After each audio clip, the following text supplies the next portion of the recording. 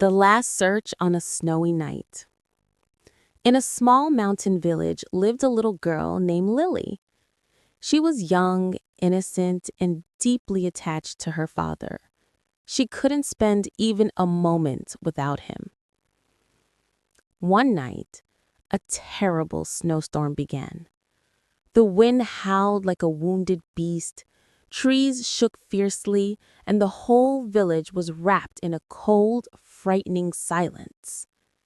Lily's father had gone into the woods to gather firewood, but hours passed and he still didn't return. Fear filled Lily's tiny heart. Where is Papa?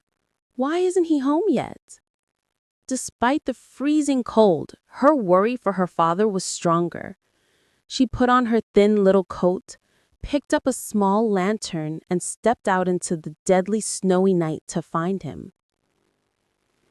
Some villagers saw her and tried to stop her, but Lily didn't listen.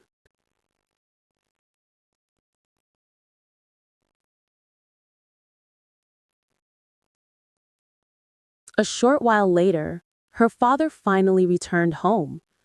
But when he looked around, Lily was nowhere to be found. "Lily, Lily, where are you?" His voice trembled with fear. The villagers gathered and began searching for her. Hours passed, night slowly faded, but Lily did not appear. Then someone found something in the deep snow, a small, broken footprint.